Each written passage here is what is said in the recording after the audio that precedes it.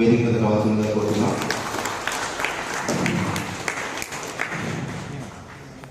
అలాగే ACP Chandramma madam కూడా వేదిక మీద రావాల్సిందిగా కోరుతున్నాం. అలాగే సునీల్ రాజు ఏసీపీ గారు మడకసిర వేదిక మీద రావాల్సిందిగా కోరుతున్నాం.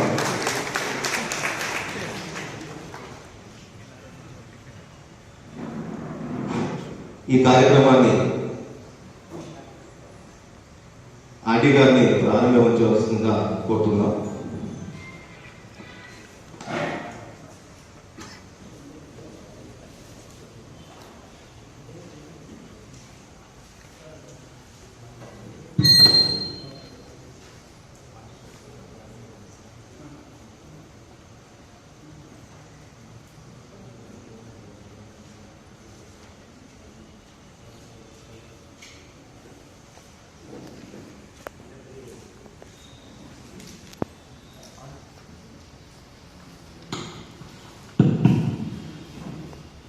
అందరికీ గుడ్ మార్నింగ్.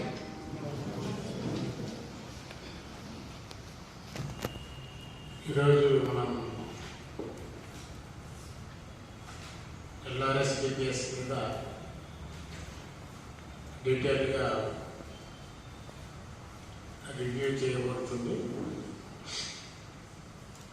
అందులో ముఖ్యంగా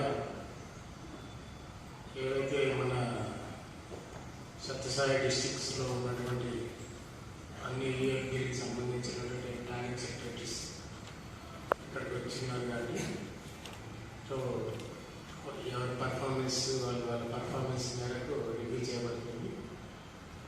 మొట్టమొదటిగా ఈ రివ్యూకి వచ్చినటువంటి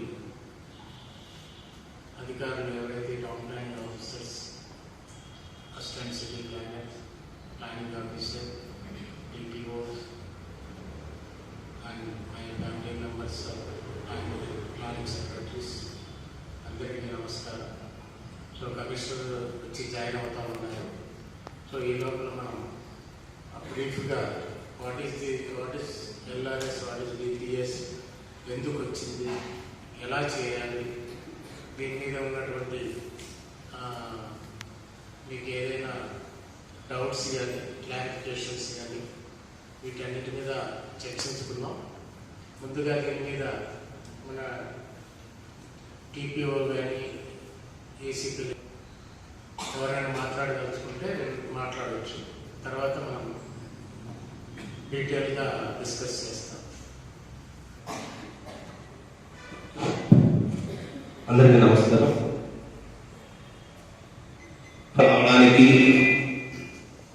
కారణం మనకి అనాథరైన లేఅవుట్స్ పర్మిషన్ లేకుండా వేయడం, అది ప్రజలకి చాలా ఇబ్బందికరంగా మారడము, దానివల్ల మనం పర్మిషన్స్ ఇవ్వలేకపోవడము, ఇలాంటి రీజన్స్ వల్ల గవర్నమెంట్ ఆలోచించి వాళ్ళకి ఈ లేఅవుట్లని మనం ఒక క్రమ పద్ధతి ప్రకారంగా రెగ్యులరైజ్ చేస్తే ఫ్యూచర్లో ఇబ్బందికరంగా ఉండదు, ప్రజలు కూడా మనం ఈజీగా పర్మిషన్స్ ఇవ్వచ్చు అని చెప్పేసి ఒక ఐపీఎల్పి ఇన్ ప్రిన్సిపల్ లెవెల్ ప్యాటర్న్ ని రెడీ చేసి దాన్ని పబ్లిక్ డొమైన్ లో పెట్టి పబ్లిక్ అబ్జెక్షన్స్ ఫార్వర్డ్ చేసి ఏదైనా అబ్జెక్షన్స్ వస్తే టెక్నికల్ గా దాన్ని మనము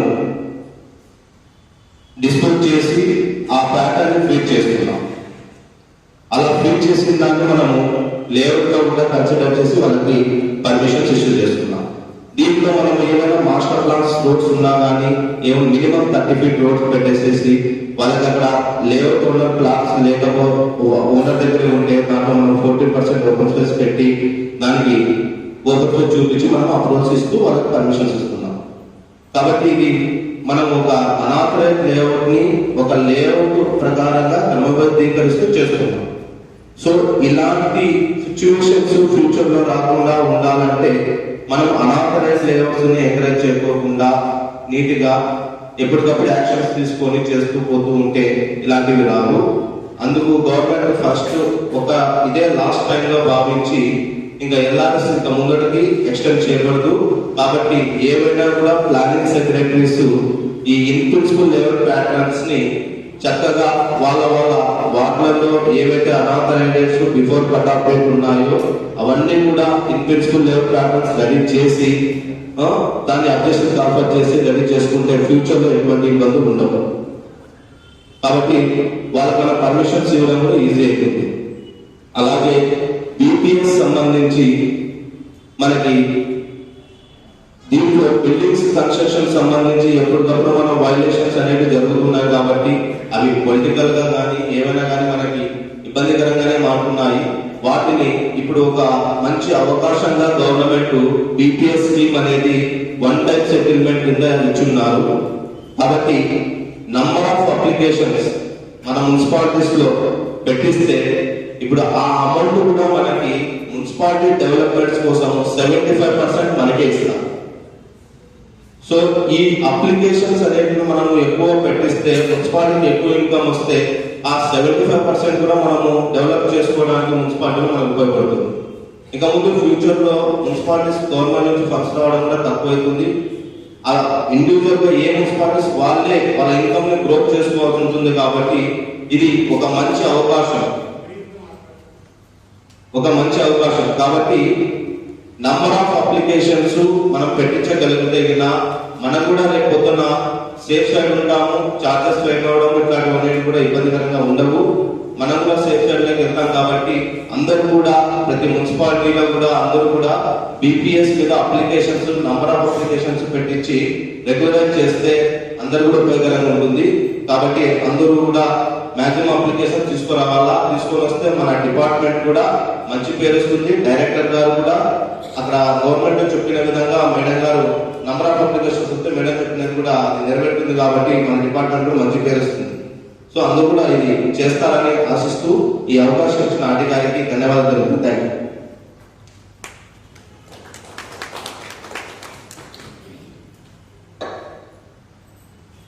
వేదికని అలంకరించిన నా RDO sir RTD sir Sanjeev గారి సార్కి వందనాలు. మరి రామకృష్ణ సార్ గారికి, ఎస్పీ సార్ గారికి, Sunil Raj sir NCP sir గారికి, మళ్ళీ అదేవిధంగా టౌన్ ప్లానింగ్ స్టాఫ్కి. ఇప్పుడే మనకు లాస్ట్ టైం కూడా మనకు వన్ టైంగా చెప్తున్నారు. కాబట్టి ఈ హిందూపురంలో అయితే ఎక్కువ ఉన్నాయి, దాదాపు 1000 రావాలని టార్గెట్ ఉంది. మరి ఇప్పటికీ చాలా తక్కువ ఉంది. మనలో కొంచెం టార్గెట్ చేసేదానికి ప్రతి ప్లానింగ్ సెక్రటరీ కూడా వాళ్ళ వార్డులో ఉండేదాన్ని ప్రతి ఒక్కటి మనం ఏది అనాథరైజ్డ్ ఉన్నా కూడా లైఫ్లో మళ్ళీ మనకు రాదనే ఉద్దేశంతోనే ప్రతి ఒక్కటి మీరు తీసుకురావాల్సి వస్తుంది. అదేవిధంగా బీపీఎస్ కూడాను డివిజన్స్ చాలా ఉన్నాయి, అప్రూవ్ చేసి డివిజన్ కూడా చాలా ఉన్నాయి మనకి ఇక్కడ. అదేవిధంగా అనాథరైజ్డ్ కన్స్ట్రక్షన్స్ అయితే దాదాపు 400 ఉంది అని మన అంచనా. ప్రజెంట్ అయితే మనకి 24 అప్లికేషన్స్ మాత్రమే వచ్చినాయి. త్వరలో ప్రతి ప్లానింగ్ సెక్రటరీ కూడా ఇప్పుడు నోటీసులు కూడా ఇష్యూ చేస్తున్నాము. అదేవిధంగా మిగతా కూడా నోటీసులు ఇచ్చేసి త్వరగా మీరు అప్లికేషన్ పెట్టించాలని మనవి చేస్తున్నానండి. మరి నెక్స్ట్ కూడా మనకి బీపీఎస్ వస్తుందని మనకి నమ్మకాలు అయితే ఉండవు. ఎందుకంటే కట్ ఆఫ్ డేట్ చాలా లాస్ట్ డేట్ వచ్చేసి మనకి 31 ఆగస్టు 25 ఇచ్చారు. కాబట్టి తర్వాత మనకి వచ్చేదానికి కూడా అవకాశం లేదు. మీరందరూ దయచేసి నేను చెప్తున్నది ఏమంటే ప్రతి ఒక్కరూ మీ సచివాలయంలో 2000 కుటుంబాలు ఉంటాయి, 2000 హౌసెస్ ఉంటాయి. దాన్ని మీరు డోర్ టు డోర్ వెళ్ళి ప్రతి ఒక్కటి మీరు ఫొటోస్ తీసుకొని ఏది అనాథరైజ్డ్ ఉంది, ఏది డీవియేషన్స్ ఉందని మీరు నోటీసెస్ ఇచ్చి దయచేసి అందరూ అప్లికేషన్స్ ఎక్కువ పెట్టించాలని ఈ అవకాశం ఇచ్చినందుకు ఆర్టీ సార్ గారికి థ్యాంక్స్ చెప్పుకోండి. ఆర్టీ సంజీవ్ కుమార్ సార్ గారికి, మా సీనియర్ రామకృష్ణ సారు కూడా వాళ్ళకి, మా తోటి ఉద్యోగి చంద్రబాబు మేడం గారికి నమస్సుమాంజలి. మనకి ఈరోజు బీపీఎస్ ఎల్ఆర్ఎస్ స్కీమ్స్ వచ్చాయి ఆల్రెడీగా. ప్రతి మనిషికి 2 కళ్ళు ఎలా ఉంటాయో, ఒక మనసు ఎలా ఉంటుందో బీపీఎస్ ఎల్ఆర్ఎస్ కూడా 2 కళ్ళతో సమానము. ఓపెన్ స్పేస్ అనేది మనసుతో సమానం. సో ఈ 3 కూడా ఎల్ఆర్ఎస్ బీపీఎస్ కూడా మున్సిపాలిటీకి రెవెన్యూ జనరేటర్స్. ఒక మనిషికి మనసు ఉంటేనే, హార్ట్ బీట్ ఉంటేనే అది ముందుకు జీవం ఉంటుంది. అలాగే ప్రతి లేఅవుట్ లో కూడా ఓపెన్ స్పేస్ అనేది మీరు గుర్తించాలి. ఆ ఓపెన్ స్పేస్ ఏ విధంగా జీవం ఉంది, ఏ విధంగా ఖర్చు కాకుండా చూడాలనుకున్న బాధ్యత కూడా ప్లానింగ్ సెక్రటరీస్ ఇది. డబ్ల్యూపీఆర్ఎస్ అంటే వాటర్ ప్లానింగ్ రెగ్యులేషన్ సెక్రటరీస్ కాదు. డబ్ల్యూ అంటే వండర్ఫుల్, పి అంటే పవర్ఫుల్, ఆర్ అంటే రియాలిటీ, ఎస్ అంటే సెన్సిటివిటీ. ఈ లక్షణాలు కలిగిన మీ డబ్ల్యూపీఆర్ఎస్ అంతా యూత్ మున్సిపాలిటీకి ప్రత్యక్షంగా రెవెన్యూ తెచ్చే ఆదాయ వనరులు మీరే. కాబట్టి మీరు మార్నింగ్ 6:30 అంతా ఫీల్డ్ లో ఉంటేనే ఆ ఇంటి యజమానులు మీకు దొరుకుతారు. ప్లాన్ ఉంటే ప్లాన్ ఉంటుంది. ప్లాన్ ప్రకారం గోడల మీద బేస్మెంట్స్ ఉన్నా లేదా అనేది డీవియేషన్ ప్రకారం మీరు గుర్తించాలి. అదంతా మీ సెక్షన్ ఇస్తే కింద మీ లోకల్ బాడీ చారిత్రాత్మకంగా ముందుంచే అవకాశం ఉంటుంది. ఇక మా మనిషికి వస్తే మాకున్నది ఒకే ప్లానింగ్ సెక్రటరీ మిస్టర్ జయప్రకాష్. మేము బీపీఎస్ రాకముందే 1 వీక్ బిఫోరే ఫీల్డ్కి వెళ్ళి యూసీలు డీవియేషన్లు అన్ని కూడా ట్రేస్ చేస్తాము. ఇది ఫేజ్ 1. మళ్ళా 19 తేదీ నుంచి కూడా 2020 నుంచి అప్రూవ్ అయిన ప్లాన్లు డాష్ బోర్డ్ లో పెట్టి తీసి అవి గ్రౌండ్ మీద మెజర్మెంట్స్ ఉన్నాయా లేదా, ఎగనెస్ట్ గా కట్టాలి లేదా, ఇవి కూడా మేము ట్రేస్ అవుట్ చేస్తున్నాము. సో మనము మన మాతృ సంస్థకు న్యాయం చేయాలి అంటే జీతం తీసుకోవడమే కాదు, రెవెన్యూ కూడా జనరేట్ చేయాలి. మనము బ్యాంక్ ఎంప్లాయీస్ కాదు, టీచర్స్ కాదు, 10 గంటలకు వచ్చి 5 గంటలకు పోయేది పబ్లిక్ సర్వీసెస్ డిపార్ట్మెంట్ వాళ్ళు. కాబట్టి కృషితో నాస్తి దుర్భిక్షం అన్నారు. కాబట్టి మనసు, మేధస్సు, వయస్సు మన లోకల్ బాడీ మీద పెట్టి ఎల్ఆర్ఎస్ బీపీఎస్ 2 కళ్ళతో సమాన మున్సిపాలిటీకి ప్రత్యక్షంగా రెవెన్యూ జనరేషన్ తెచ్చే విధంగా మీరు ముందుండాలి. ఈ విధంగా మన రాయలసీమ జోన్ నుంచి మనం బాగా కష్టపడి డాష్ బోర్డ్ లో ఇంక్రీజ్ చేస్తే రెవెన్యూ వస్తుంది. అక్కడ హెడ్ ఆఫీస్ లో కూడా అప్పల రాయలసీమ జోన్ వాళ్ళు అన్ని రంగాల్లోనూ ముందు ఉన్నారు అనే ఒక మంచి ఇంప్రెషన్ కూడా వస్తుంది. ఆ ఇంప్రెషన్ మీరు తీసుకురావాలి. ఇంప్రెషన్ తీసుకురాకపోతే డిప్రెషన్ లో కూడా మీరు పోయే అవకాశం ఉంది. కాబట్టి మీరు మార్నింగ్ 6:30కే ఫీల్డ్ లోకి వెళ్ళి ప్రతి బిల్డింగ్ ఏ విధంగా ట్రేస్ చేయాలి, డీవియేషన్ అనే బిల్డింగ్ గ్రౌండ్ మీద మెజర్మెంట్స్ ఉన్నాయా కదా అనేది మీరు మీ తోటి ఉద్యోగులతో తీసుకొని ఒక్కొక్కటి ఒక కాలనీ పోండి. ఫర్ ఎగ్జాంపుల్ హిందూపూర్ అయితే అంటే అప్పుడంటే హెడ్ ఆఫీస్ పోయి రిమార్క్స్ అక్కడ వాళ్ళు స్క్రూటినీ చేసి మన రిమార్క్స్ రిటర్న్ పెట్టి మనం మళ్ళీ దాన్ని రెక్టిఫై చేసి పెట్టాలంటే మనసు కాదు ఇయర్లీ పట్టేది. ఇప్పటికీ దాదాపు కొంతమంది డబ్ల్యూపీఎస్ లాగిన్ లో ఇయర్ ఏదో పెండెన్సీ ఉన్నాయి. ఐపీఎల్పి చిన్న చిన్న శాస్త్రాలు కానీ మీ మధ్యలో తిప్పుకుంటా ఉన్నారు. ఈవెన్ అప్లికెంట్ కంప్లీట్ పేమెంట్ చేసినప్పటికీ 100% పేమెంట్ కట్టినప్పటికీ ఐపీఎల్పి అప్రూవ్ చేయకపోవడం వల్ల అది పెండింగ్ లో చూపిస్తా ఉంది. అంటే ఇప్పుడు కంప్లీట్ అమౌంట్ కట్టిన ఓనర్ గా మన అప్రూవల్ ఇవ్వకపోతే పబ్లిక్ లో నెగిటివిటీ అనేది వస్తుంది. అంటే ఇది పబ్లిక్ నేనే అప్లై చేశాను, 100% అమౌంట్ కట్టాను, నాకు ఇంకా అప్రూవల్ ఇవ్వలేదు, ఎందుకు మీరు ఐపీఎల్పి పెండింగ్ ఉండడం వల్ల. ఇప్పుడు నేనేం చెప్తాను, పక్కనోడు నా ఫ్రెండే ఉన్నాడు, అనాథ లేఅవుట్ ప్లాన్ ఉంది, నేనేం చెప్తాను మరి అప్రూవల్ ఇవ్వలేదు. ఇంకా ఇంకోటి ఏంటంటే ఐపీ సో మెయిన్ అర్థం చేసింది ఐపీఎల్పి అండి. మహా అంటే 1 మంత్ ఉంది, హార్డ్లీ 23rd జనవరిలో ఈ స్కీమ్ ఎండ్ అవుతుంది. అట్లీస్ట్ ఫస్ట్ ఇనిషియల్ అమౌంట్ కట్టించేసి అప్లికేషన్ ఫైల్ చేయించగలిగితే తర్వాత మనం ఐపీఎల్పి డ్రా చేసుకుని అప్రూవ్ చేయవచ్చు. మనం అప్లికేషన్స్ ఫైల్ చేయించలేదంటే 23rd జనవరికి ఎండ్ అవుతుంది. ఆ తర్వాత ఫర్దర్ గా మనం ఎక్స్టెండ్ వరకు అంత వీలు అవుతే అప్లికేషన్స్ ఇంక్లూడ్ చేయడానికి ట్రై చేయండి. అంటే ఈ ఐపీఎల్పీలు ఈ 100% పేమెంట్ చేసిన అప్లికేషన్స్ కంప్లీట్ చేయాల్సిందిగా కోరుతున్నాము.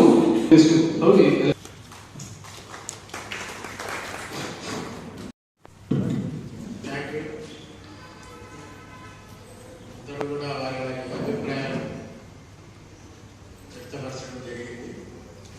ఇప్పుడు ముఖ్యంగా ఇప్పుడు రివ్యూకి వస్తే మనం ఎల్ఆర్ఎస్ వచ్చి ఎంతకాలం అయింది? ఎల్ఆర్ఎస్ వచ్చి ఎన్ని రోజులు అయింది చెప్పండి.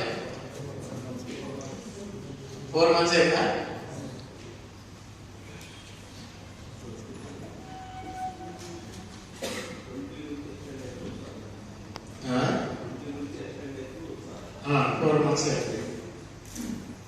సరే, పుట్టపడితే ఎంతమంది ఉన్నారు ప్లానింగ్ సెక్రటరీస్? ఒకసారి నిలబడతారా? ఎవరు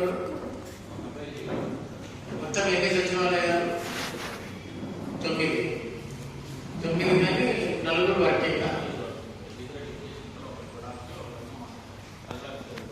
ఎవరు డిక్టేషన్ పేరు అనిల్ కుమార్. ఇంకా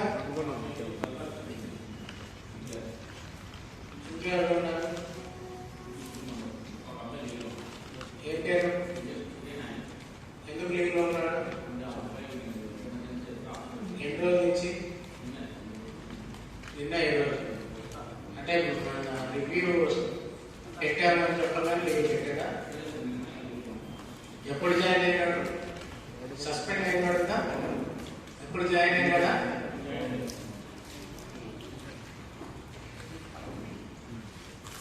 సరే, ఎన్ని వచ్చిన ఎల్ఆర్ఎస్